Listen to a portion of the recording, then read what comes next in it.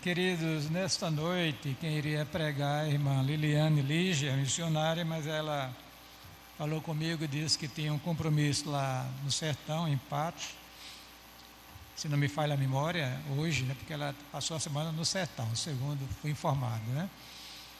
E então deixe que a gente ministre a palavra do Senhor. Então hoje à noite, nós vamos falar sobre os 4 grandes temas que nortearam o período dos juízes, né?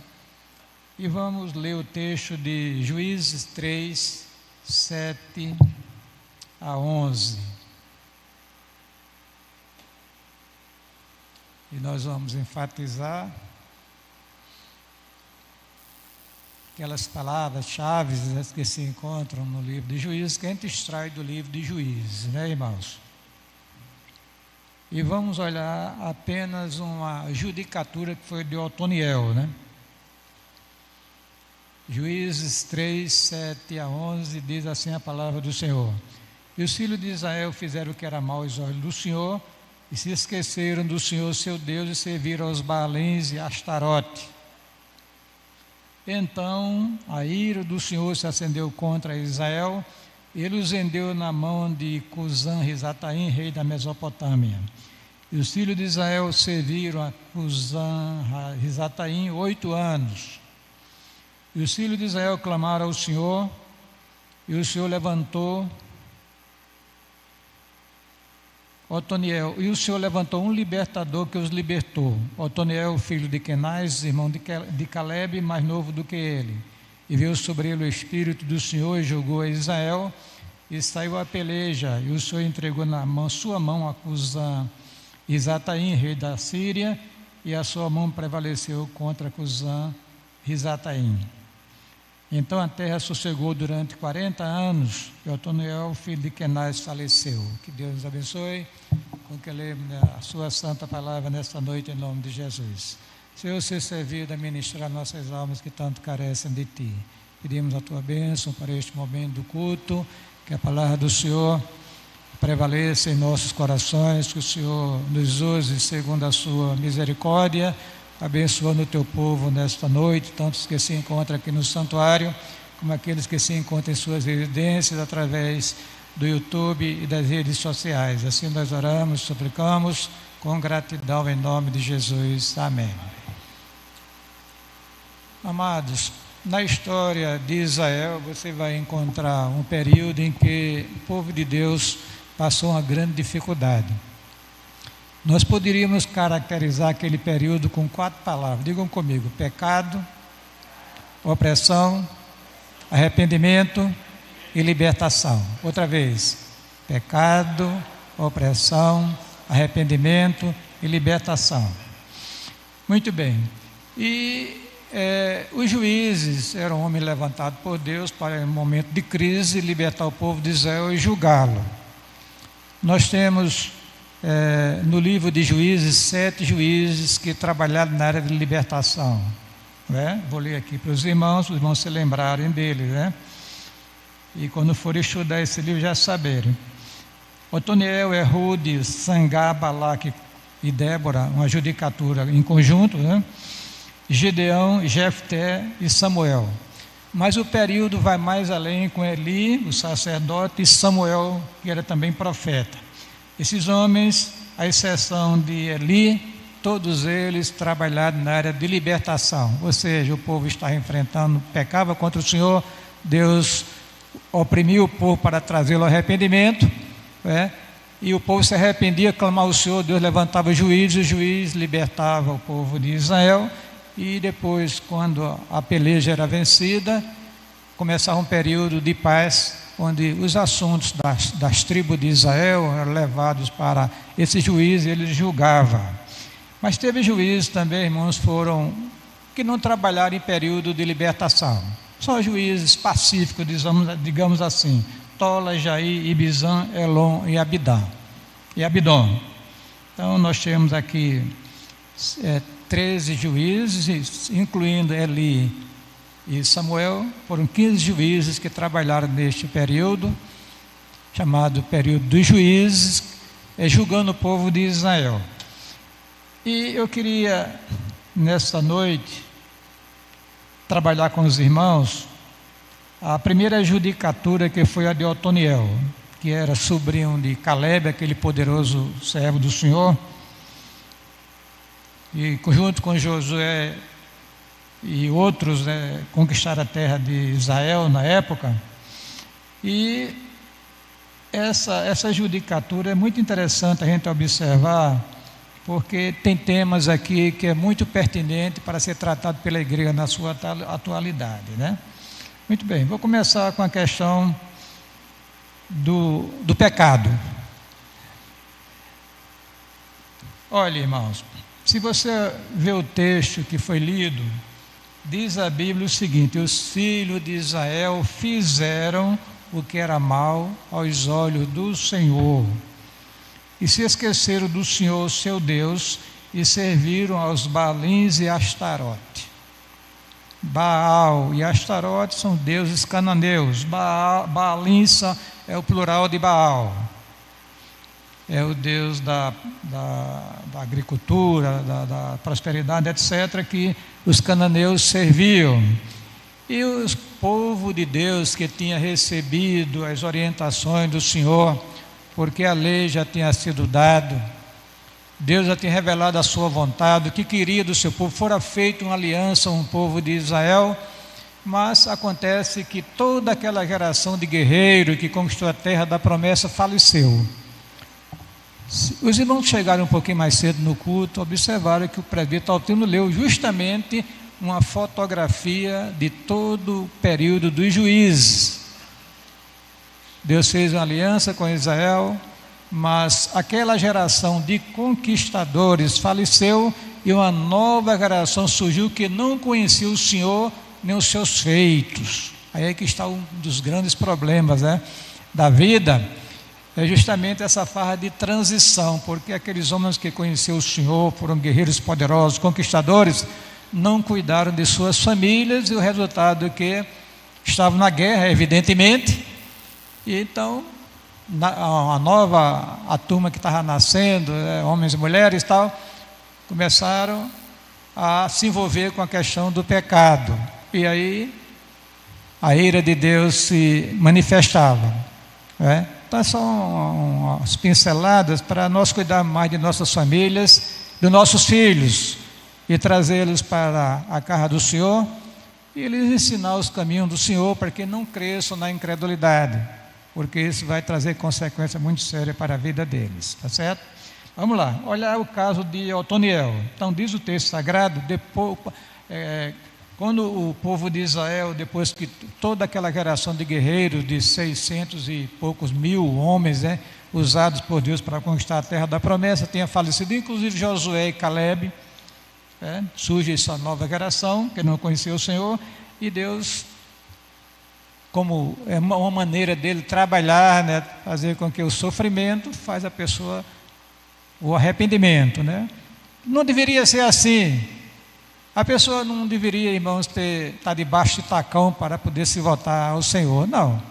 Porque a lei foi revelada, tudo já estava definido, tinha sido, a vontade de Deus estava expressa no decálogo, nas outras leis complementares que foram dadas a Israel, e eles tinham conhecimento disso, mas optaram a viver uma vida pecaminosa e sofreram as consequências. E os filhos de Israel fizeram o que era mal aos olhos do Senhor, e se esqueceram do Senhor seu Deus, e serviram aos Baalins e a Astarote. Veja bem, eu falei que o livro está sintetizado em 4 palavras: de pecado, opressão, arrependimento e libertação. Então, a questão do pecado. Irmãos, o que é pecado? É qualquer falta de conformidade com a lei de Deus ou a transgressão dessa lei. Hoje nós começamos na EBD a estudar sobre o Sermão do Monte, que é justamente o código de ética do reino de Deus.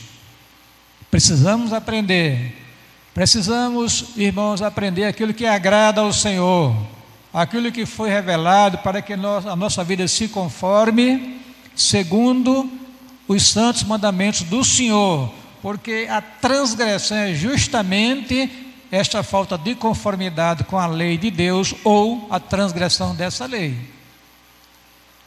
Olha o que tem de crente na nova dispensação pecando,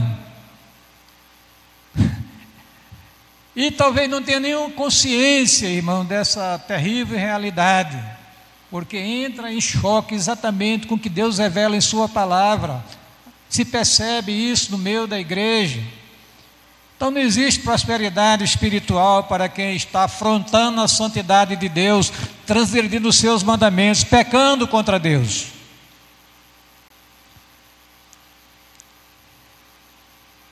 O pecado é algo mais sério do que a gente possa imaginar, porque ele nos afasta de Deus. Se olharmos a questão do Éden, quando Adão e Eva transgrediram, desobedeceram, eles sofreram as consequências, morreram espiritualmente, né, irmãos?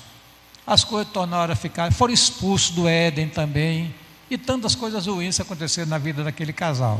Apesar de Deus ter manifestado a sua misericórdia, restaurando, né, salvando e libertando da perdição eterna, através dos méritos do Cordeiro que seria imolado no futuro.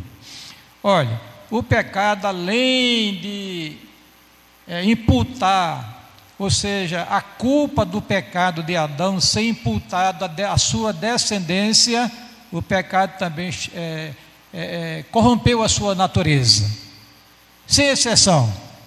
E a Bíblia diz que todos pecaram e destituídos estão da glória de Deus. O texto lá de Romanos 5,12 diz: por um homem entrou o pecado no mundo e pelo pecado a morte. A morte passou a todos os homens porque todos pecaram. Ora, o que aconteceu com aquela geração da época de Otoniel? Ela afrontou a Deus, transgredindo logo os 2 mandamentos iniciais da lei de Deus. Quais são? Não terás outros deuses diante de mim, e nem farás imagem de escultura para ti. Então veja que o negócio é mais grave que a gente possa imaginar, né? E nós, irmãos, na atual dispensação, precisamos ter muita cautela e muito cuidado em relação às coisas que nós fazemos. Davi tinha muita desconfiança de sua solidez espiritual. Ele disse: expurga-me, Senhor, dos erros que me são ocultos, porque ele sabia que mesmo o pecado involuntário, né, trazia consequência para si. Se você olhar a lei mosaica, no livro de Levítico, até o pecado que a pessoa cometia sem saber que era pecado, tinha que haver uma expiação por ele. Uma vítima tinha que ser imolada, sangue tinha que ser derramado, para que aquele pecado fosse perdoado. Olha o problema do pecado na vida do homem, né? E a corrupção da natureza. Olha o que o Salvador disse aqui, irmãos. Ele disse o seguinte: o que sai do homem, isso contamina o homem, porque do interior do coração dos homens saem os maus pensamentos, os adultérios, as fornicações, os homicídios, os furtos, a avareza, as maldades, o engano, a dissolução, a inveja, a blasfêmia, a soberba, a loucura. Todos esses males procedem de dentro do coração do homem e o contamina. O pecado daquela geração foi justamente adorar outros deuses e deixar o Senhor de lado.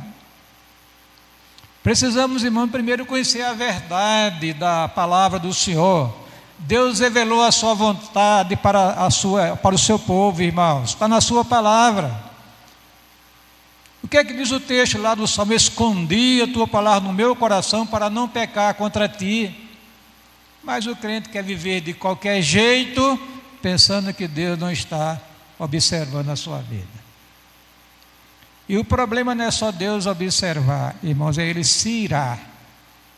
Porque veja, no caso aqui de Israel, irmãos, na época, depois que o povo começou a buscar os balins, as tarotes, a cultuar aqueles deuses que não são deuses, que não eram deuses, diz o texto: então a ira do Senhor se acendeu contra Israel.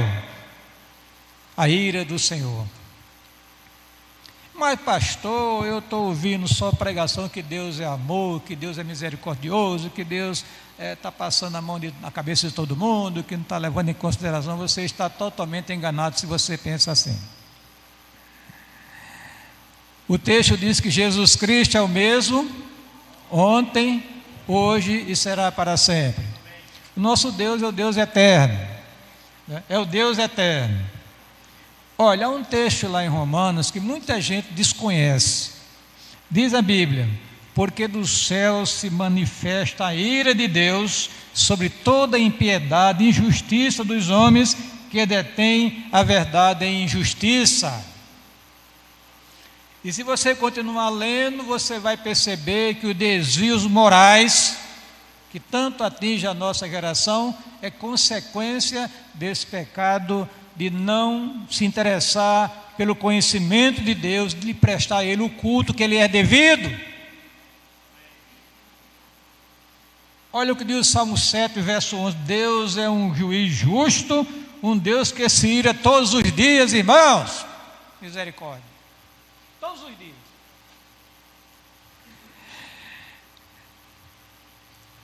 É coisa mais séria que a gente possa imaginar. Pois somos consumidos pela tua ira e pelo teu furor somos angustiados. Irmãos, muita gente concebe Deus apenas como uma força que você invoca o seu nome e as bênçãos do céu descem sobre si. É muito dessa geração que só quer ouvir sermão que vem amaciar o seu ego,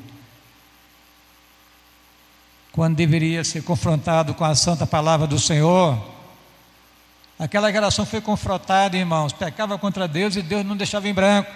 Todo pecado, escreva o que eu estou dizendo, tem consequência.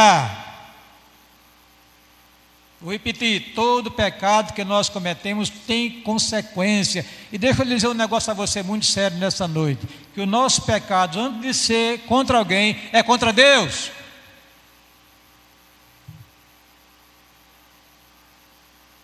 Lembre-se daquele jovem, né, que abandonou a casa, e o filho pródigo. Quando ele é tomado pelo Espírito, no seu arrependimento, ele diz: direi a meu pai, dizendo a Deus, né, Pai, pequei contra o céu e pequei diante de ti. Davi, quando faz uma reflexão sobre o seu pecado com Batseba, ele diz: pequei contra ti. Então, todo pecado que nós cometemos, antes de qualquer outra coisa, é um pecado contra Deus, tem que ser confessado para ser perdoado. Confessado e abandonado. Veja bem: misericordioso e piedoso é o Senhor, longânime e grande em benignidade. Não repreenderá perpetuamente, nem para sempre reterá a sua ira.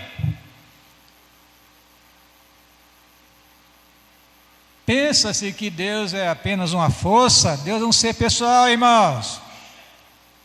Se eu perguntar: irmão, Deus ama? Aí você diz: ama, porque a palavra de Deus nos revela. Mas Deus que ama, Ele se ira. E os céus, diz a Bíblia, manifesta a ira de Deus contra toda sorte de impiedade. Aí depois da ira vem o quê? O juízo, irmãos. O que aconteceu aqui no caso de Otoniel, né?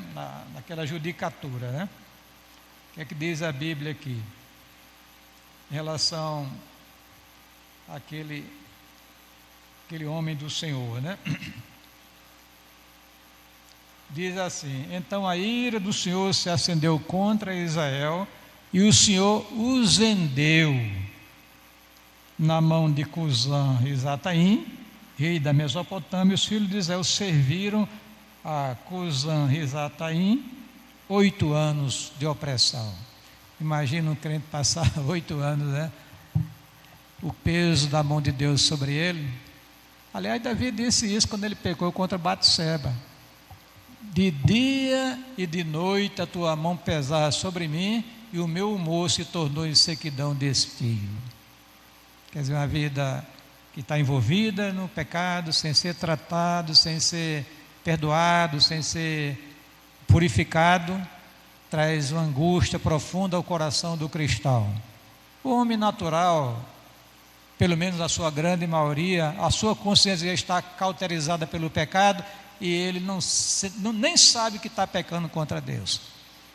Mas o cristão, ele tem consigo o Espírito Santo de Deus. Quando ele erra, o Espírito, opa, cuidado, conserta a sua vida para que você possa gozar de comunhão com Deus. Deixa eu falar sobre essa questão do juízo. A Bíblia fala, irmãos, de dois servos de Deus, né? Nadab e Abiú, os dois filhos do sacerdote Arão. Ele tinha 4 filhos. E Eleazar, Itamar, Nadab e Abiú. O que aconteceu com esses 2 jovens, né? No primeiro foram consagrados, ungidos pelo Senhor, né? Por Moisés, receberam vestes especiais e começaram a oficiar dentro do santuário. O primeiro culto que Nadab e o outro, seu irmão, foi oferecer ao Senhor, apresentar fogo estranho lá no altar do incenso. Meu Deus do céu, misericórdia. Como havia uma proibição, logo, o texto fala de uma proibição logo a seguir, sobre não se embriagar com vinho, a gente pode perceber ou inferir que aqueles 2 sacerdotes estavam meio embriagados quando foram oferecer o culto ao Senhor, né? Olha o problema. Não teve perdão para eles, irmãos. O juízo de Deus foi fulminante. Eles caíram fulminados naquele culto que ele ofereceu ao Senhor, porque ofereceram fogo estranho, diz a Bíblia, ao Senhor. E os filhos de Arão, Nadab e Abiú, tomaram cada um do seu incensário e puseram neles fogo e colocaram incenso sobre eles e ofereceram fogo estranho perante o Senhor, o que ele não lhes ordenara. Então saiu fogo de diante do Senhor e os consumiu e morreram perante o Senhor. E Ananias e Safira? Na igreja, isso já foi no Novo Testamento. Quando o Espírito tinha tomado a igreja, a liberalidade estava enchendo o coração dos irmãos, eles contribuíam, né? Aí eles venderam a propriedade, até aí tudo bem. E chegaram, trouxeram a metade do dinheiro da propriedade e apresentaram perante os apóstolos Pedro. Devia ser uma boa grana. Qual é o pastor neste mundo neopentecostal que não se regozijaria por uma oferta generosa daquela maneira? Não é, irmão? Mas Deus não. Quando eles foram apresentar aquela oferta ao Senhor, que era muita grana, era metade do dinheiro da propriedade, apresentar ao Senhor, o que aconteceu? Começou por Ananias, ele foi fulminado, porque Pedro disse: Ananias, por que encheu Satanás o teu coração, para que mentisse o Espírito Santo, retendo a metade do preço da herdade, ou da fazenda que você vendeu, do terreno? Irmãos, se Ananias tivesse, olha, Pedro, estou trazendo aqui 50% do terreno que eu vendi, estava tudo resolvido. Mas dizer que ali estava tudo que tinha recebido pela venda do terreno, estava mentindo ao Espírito de Deus, estava no meio do seu povo. O resultado foi fulminado na hora. Foi sepultado. Daqui a pouco chega a mulher que nem sabia, no outro culto, né?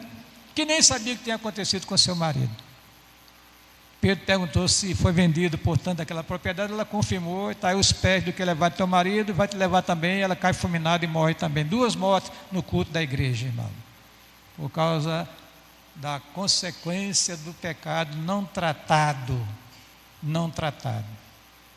Temos cuidado, irmão, para não pecarmos contra Deus. Peçamos misericórdia. É por isso que Davi disse: o salmista disse: escondi a tua palavra no meu coração para não pecar contra ti. Expurga-me, ó Deus, dos pecados que me são ocultos. Porque qualquer pecado, irmãos, afronta a santidade de Deus. Nós perdemos a comunhão com Deus, irmãos. O problema é se esse pecado ficar, porque o texto diz que um abismo chama outro abismo.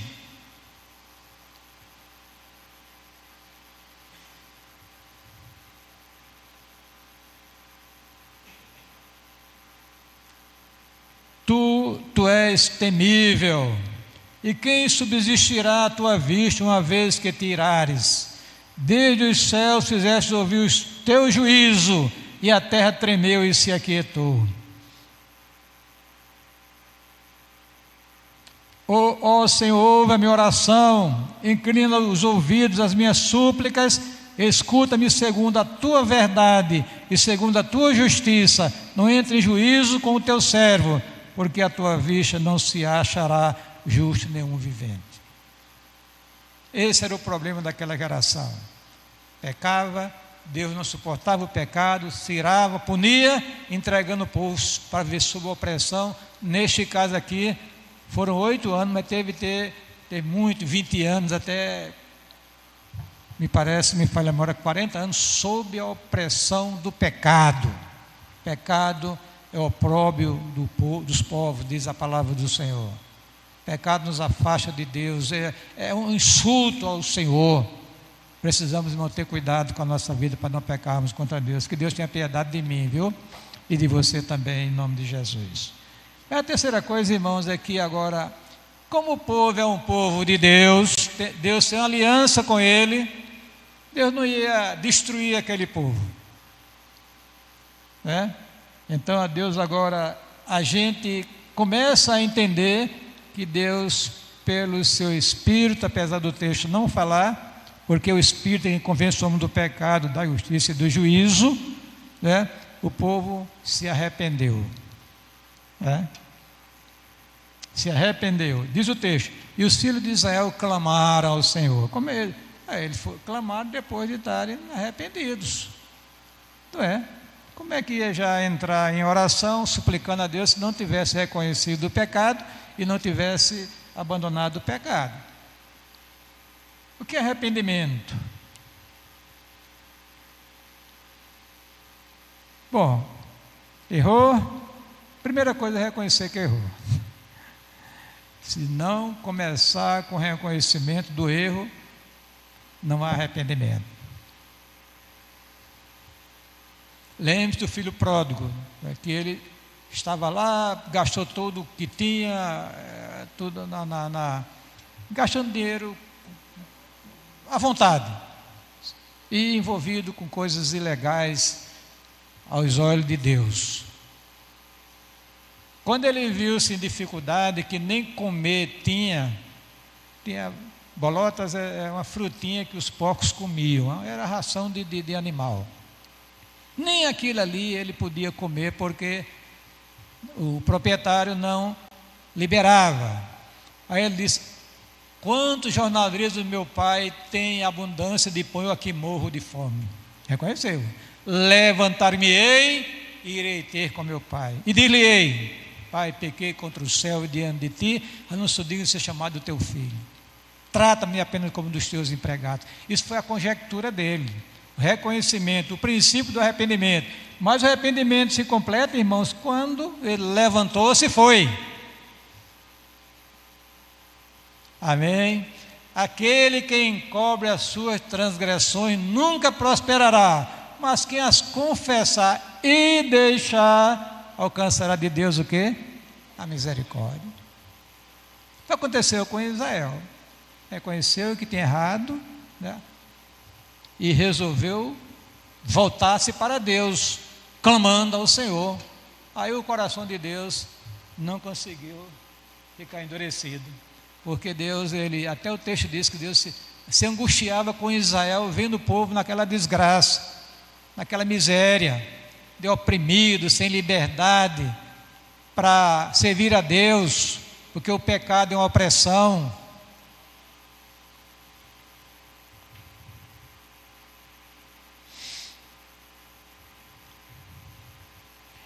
Na Bíblia há um rei que, na linguagem nós tínhamos, o cabra era ruim, viu, Denise? O cabra era ruim. Filho de um pai piedoso, mas quando assumiu o comando do reino de Israel, de Judá, né, que era a tribo messiânica, né, ele entrou por um caminho perigosíssimo. O homem, meu Deus do céu, diz o texto aqui: Tinha Manassés 12 anos de idade quando começou a reinar, e 55 anos reinou em Jerusalém. Meu Deus do céu, foi uma longa, o negócio foi sério, né? Aí diz o texto: e fez o que era mal aos olhos do Senhor, conforme as abominações dos gentios que o Senhor lançara fora de diante dos filhos de Israel. E Manassés fez tanto errar a Judá e os moradores de Jerusalém, que fizeram pior do que as nações que o Senhor tinha destruído diante dos filhos de Israel. Meu Deus do céu, chegou a ponto de pegar os seus filhos e queimá-los no fogo, em oferenda a deuses estranhos. E Deus falou com ele, ele fez o vídeo de mercador.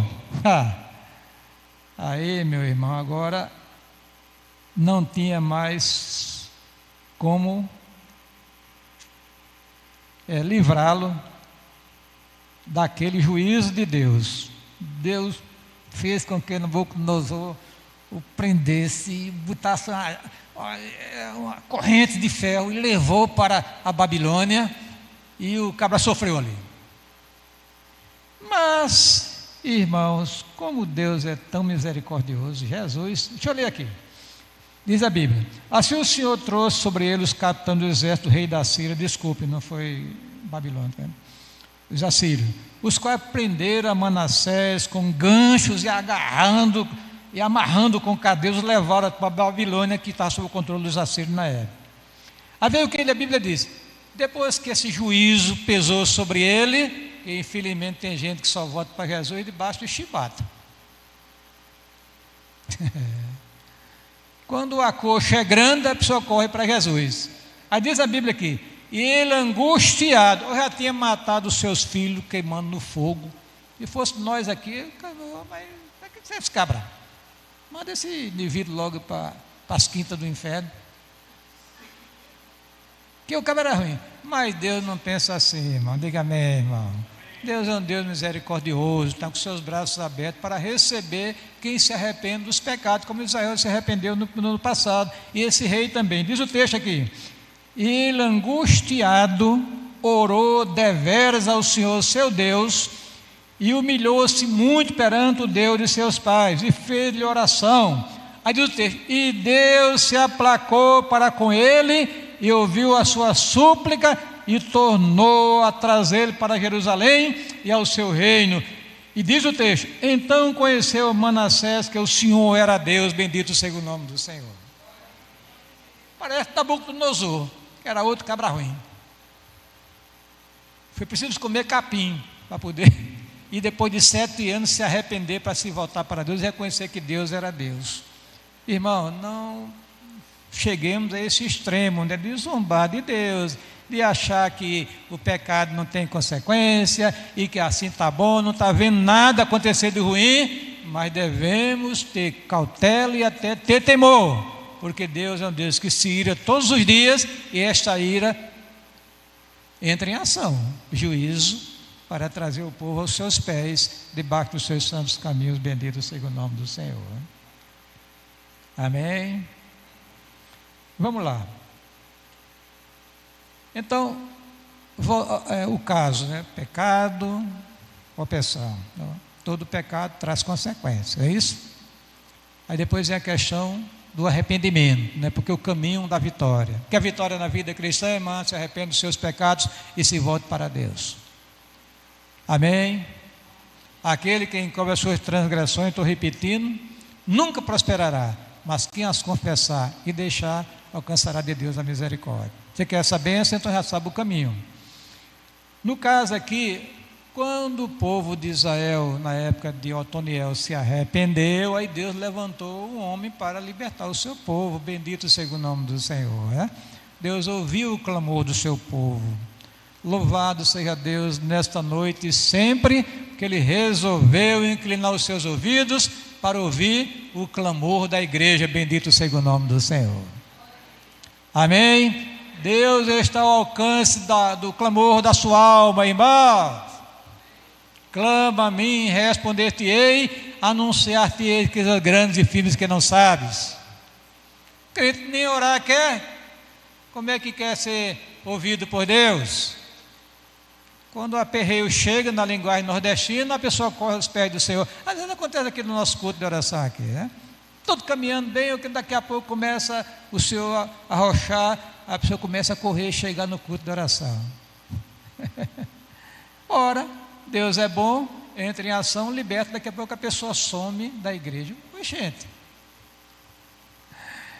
teve uma pessoa aqui, quando não vou dizer o nome, né, que ela está aperreada por um emprego, né, começou a clamar a Deus, começou a jejuar, começou a buscar o Senhor, e Deus abriu as portas de 2 empregos para ela. Ela escolheu o melhor, evidentemente, né? Escolheu o melhor, né? Muito bem. Então, e estava no culto de oração, digo, oh, glória, agora vai. Mas depois que recebeu a bênção, começou a procurar a irmãzinha, desapareceu. Manda problema, Jeová. Pastor, pelo amor de Deus, não diga isso não. O senhor está doido dizendo num púlpito da igreja que o senhor manda problema para o teu povo para se humilhar. Não deveria ser assim, irmão, mas é a regra, está escrito. Pecado, opressão, arrependimento e libertação. E Deus levantou. No caso, Otoniel, foi o primeiro juiz. Ele era sobrinho de Caleb, aquele homem poderoso, já idoso, servindo ao Senhor. E Deus encheu do Espírito e ele investe contra o rei da Babilônia, deixa eu ver aqui, da Babilônia, não era? Daquela área ali do Oriente, né, onde hoje é a Síria, por ali, né? Esse indivíduo chamado Cusã-Risataim, não é? Rei da Mesopotâmia, que é aquela região muito grande ali no Oriente, e o subjugou. Bendito seja Deus por isso, né? Amém? O subjugou. Os juízes, pelo menos 7 deles, têm esse papel de libertador. Outros não, foram só para julgar as causas, os problemas do povo de Deus, orientá-los, né? Pois é. Então, irmãos, esse libertador foi levantado por Deus. A exemplo de Moisés, o texto disse: o povo estava sob opressão, debaixo do tacanho do adversário, começou a clamar ao Senhor e Deus ouviu o seu povo. Aí se revela Moisés e diz: eu te enviei para libertar o meu povo da escravidão do Egito. Deus usa os homens, irmãos. Diga amém. Você pode ser um instrumento usado por Deus para fazer uma grande obra no meio do povo de Deus, dessa humanidade. A igreja, às vezes a igreja fica muito acanhada, não, porque não tem, não pode, papapá. Não é assim, irmão. Nós servimos um Deus que é todo poderoso. Diga amém. Se você consagrar a sua vida ao Senhor, eu tenho até medo de cantar certos hinos que botam aqui, sabia? Eu estava ouvindo ali: Jesus, tem misericórdia de mim. Como é que eu vou cantar um hino desse que eu me rasgo diante do Senhor? Jesus nos dê graça, porque um homem ou uma mulher consagrados ao Senhor, uma bênção do céu, irmãos. Otoniel levantou-se naquela época de opressão, de coisa ruim para o povo de Deus, e Deus o encheu do Espírito. Ele começou a trabalhar e Deus começou a libertar o seu povo. Louvado seja o nome do Senhor. E subjugou o pecado, subjugou o juízo. Quem é o grande libertador, irmãos? Diga. Jesus Cristo. Amém. Esse juiz era um tipo de Cristo no trabalho que ele executava. Você que está enfrentando dificuldade na vida, saiba que Jesus Cristo é o grande libertador. Quem esteve aqui pela manhã na EBD viu o presbítero Fabiano Almeida falando sobre João 14,6, não é isso, Altino? Eu sou o caminho, a verdade e a vida, né? Jesus falou sobre os 7 grandes expressões eu sou no Evangelho de João, e mostrando, falando para nós ali, relembrando a bênção desse poderoso libertador, que é o Senhor Jesus Cristo, enviado por Deus para libertar o crente e as pessoas do seu pecado. Se o Filho vos libertar. Vamos lá começar um texto que foi muito comum aí no mundo político recente. Conhecereis a verdade e a verdade vos libertará. Quem é essa verdade, irmãos? É Jesus. Porque lá na frente ele diz: se o Filho vos libertar, verdadeiramente sereis livres. Então, se você confessa o seu pecado e está disposto a abandoná-lo, Jesus lhe liberta, lhe limpa, lhe perdoa, lhe restaura. Bendito seja o nome do Senhor. Esta bênção é minha, é sua, que o Senhor está presente aqui no santuário. O que é que Paulo diz escrevendo aos Colossenses? Ele vos libertou do império das trevas e nos transportou para o Filho do seu amor. Irmãos, precisamos gozar das bênçãos do Senhor. Diga amém, irmão. Alguém já disse por aí na internet: o melhor de Deus está para vir. Oxê. Oxê, está ligado no nordestino. Você está me ouvindo, não se aperreie não, porque é assim mesmo. Paraibano. Aliás, cearense. Oxente. Nordestino. Se aperreie não. Pois é, então Jesus liberta, né? Se o Filho vos libertar, verdadeiramente sereis livres. Vamos, irmão, nos entregar ao Senhor nesta noite. Diga amém. Vamos viver uma vida que agrada ao Senhor, porque Deus tem um propósito muito grande na sua vida, meu querido. Às vezes a gente passa pela vida com aquela insignificância tão... Meu Deus, esse é o povo de Deus, irmão.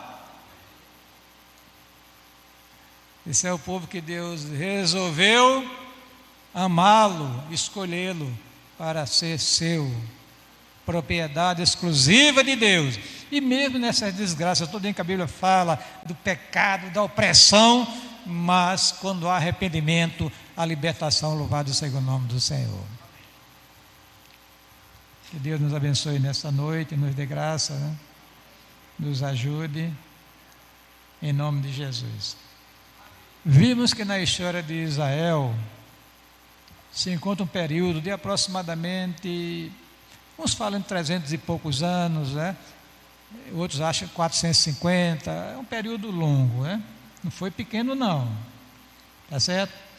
Onde o povo de Deus teve altos e baixos na sua vida social, moral e espiritual. Era assim, ó, irmão, ó, tem hora que está lá nas alturas, descia por causa do pecado, se arrependia, libertava o Senhor, subia, e aí foi assim. Cuidado que a sua vida não entre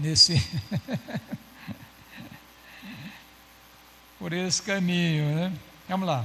Nesse período o povo de Deus pecava, Deus enviava opressão, viu? Ah, eu estou sofrendo porque o inimigo que nada, é Deus que está levando você a enfrentar aquela dificuldade para você se arrepender dos seus pecados. Enviava opressão, o povo se arrependia e o Senhor levantava um libertador. Olha que coisa linda, né? 4 palavras caracterizam esse pecado. Digam comigo: pecado, opressão, arrependimento e libertação. Nunca mais esqueça disso. Você lê o livro de Juízes, está lá isso aí. Contextualizando a mensagem de Juízes, entendemos que o pecado escraviza ou escravizou o homem, mas Deus enviou um libertador, o seu Filho Jesus Cristo. Arrependido do pecado, o pecador crendo em Jesus, ele é liberto da escravidão do pecado, graças à obra redentora realizada por Cristo na cruz. Aí Paulo canta: Ele nos libertou do império das trevas e nos transportou para o reino do Filho do seu amor. Que Deus te abençoe, te dê graça nesta noite, em nome de Jesus. A tua palavra escondi, no meu coração escondi, para eu não pecar, contra ti não pecar, a tua palavra escondi. Amém, irmãos, que Deus nos abençoe nesta noite. Fique os seus olhos e diga: Senhor, tenha misericórdia de mim. Perdoa os meus pecados, as minhas falhas, e nos leves cada dia para mais perto de Ti. Em nome de Jesus. Amém.